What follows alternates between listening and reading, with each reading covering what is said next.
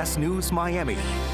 Good afternoon, and thank you for joining us. I'm Najahe Sherman, and welcome to CBS News Miami's 4 p.m. Quickcast.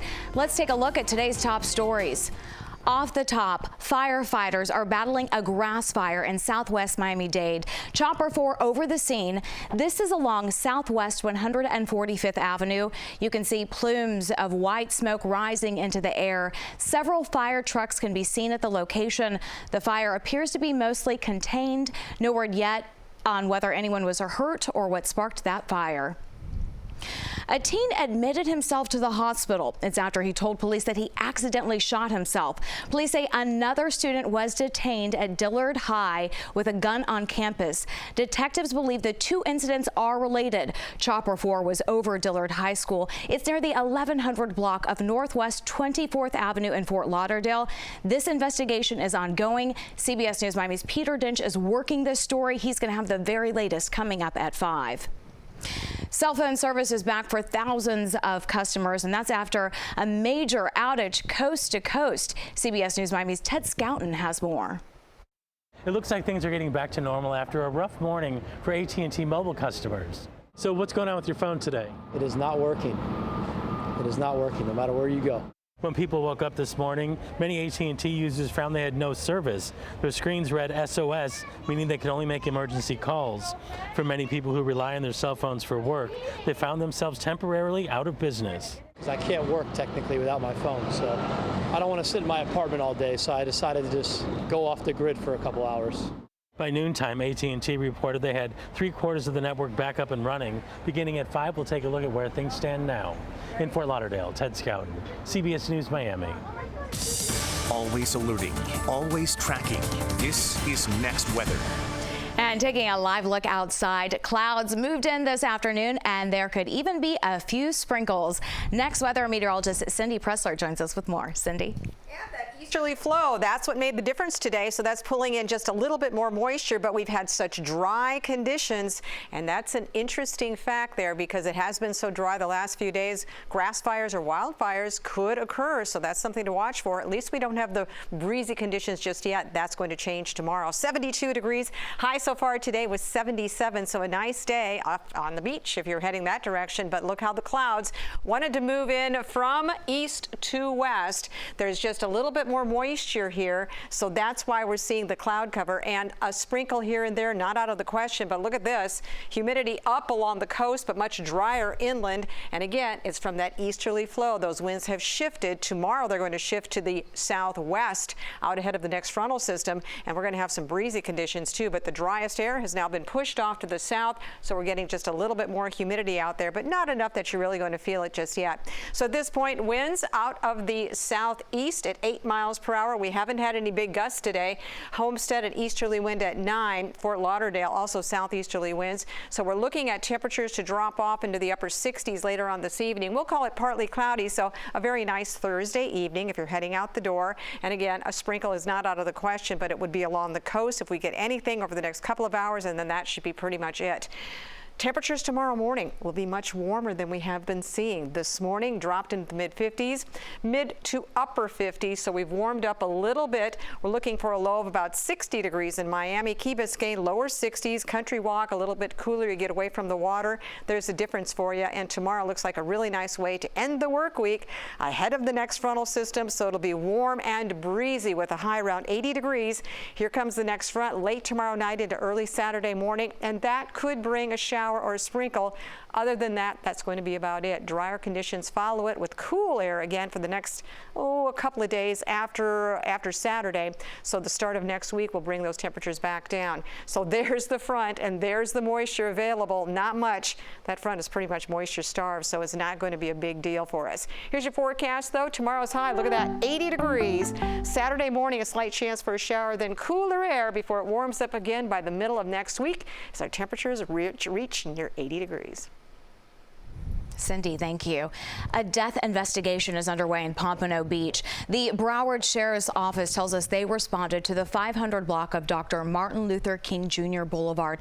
It was for a medical call involving a baby. The child rushed to the hospital where she later died. The medical examiner's office will determine how and what caused the baby to die. The Florida Senate has passed a bill. It seeks to keep children under the age of 16 off social media platforms. The Senate voted 23-14 to approve House Bill 1. Still needs to be taken up by the House. Along with preventing children under 16 from creating accounts on some social media platforms, the bill would require platforms to terminate existing accounts that are held by minors younger than 16. Critics describe it as, quote, government overreach. They say parents should make decisions about whether their children use social media. Hundreds of pro-Palestine supporters hit the streets in California. It was near President Biden's scheduled event. They were aiming to catch his attention in support of a ceasefire in Gaza. CBS News Miami's Kelsey Thord reports. Free, free Palestine! Free, free Palestine! Hundreds of pro-Palestine supporters rallied at a park not far from the president's scheduled event, calling on him to support a ceasefire in Gaza and end military aid to Israel. I think he should be stronger and stand up to Netanyahu, who's basically turning around and saying, we're not going to do anything you say, President Biden. We don't want a two-state solution. So he's laughing all the way to the bank, and I want Biden to look strong and not weak. He's the president of the United States. We're the most powerful country militarily, like economically, in so many different facets. Like, he has the power to influence like the international community and help out. Like, if he wanted to, he could.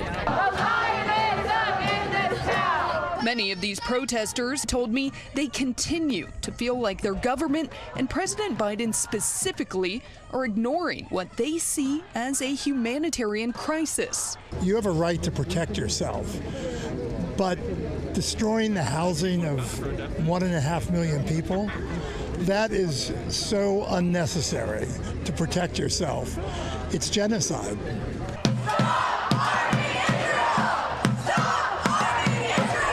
These protesters say they hope President Biden understands when it comes to his re-election.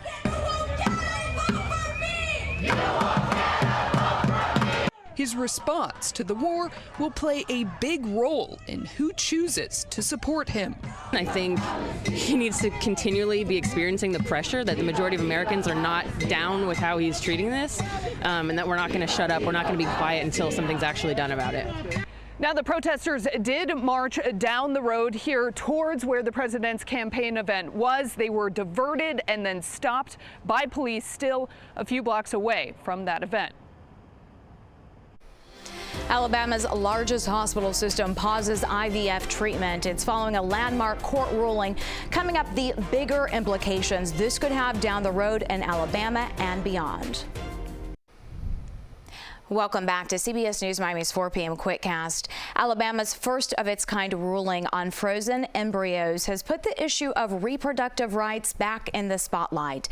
Alabama's largest hospital now says it will pause IVF treatments. That's after the state Supreme Court ruled that embryos had the same rights as children. CBS News Miami's Natalie Brand joining us live from Washington, D.C. Natalie, this decision puts families struggling to have children in limbo. So where does the court's decision stem from? Hi, Naja. Well, this stems from a lawsuit filed by 3 couples. It's a wrongful death lawsuit. They lost embryos stored at an Alabama fertility clinic. And this court ruling by Alabama's Supreme Court says that they can move forward with their case. So now it heads back to district court. In this case, the legal process far from over, but legal analysts are saying that the decision could have much broader implications and ripple effects. Already, we've learned today of a second fertility clinic in Alabama making the decision to put fertility treatments on hold, citing legal risk. And doctors in the state say that they're still trying to really determine next steps here. Everyone's trying to understand exactly what this decision means and the larger implications it may have in that state or others if similar suits are filed. The implications there are certainly wide-reaching. We know Alabama's ruling is going to be a talking point on the campaign trail. So what are some of the presidential candidates saying about the court's decision? Well, Nikki Haley asked about this on the campaign trail in South Carolina, said that she believes that embryos are babies. But then in a later interview on CNN's King Charles, she also said that she pointed out that she didn't say that she agreed with the Alabama ruling, even though she did say that embryos are babies, and also talked about her own struggles having children and the use of fertility treatments, the sensitivity around that. Now, the Trump campaign, they have not responded to CBS News requests for comment on this topic.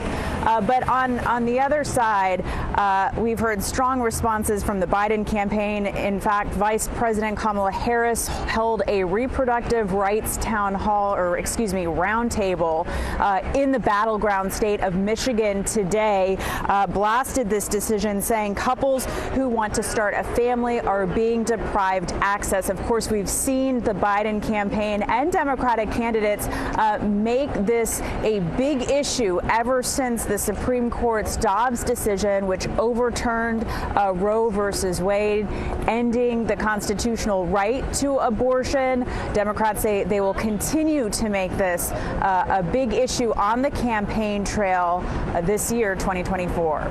Naja? Yes, we can certainly expect that much. Thank you, Natalie, for that report.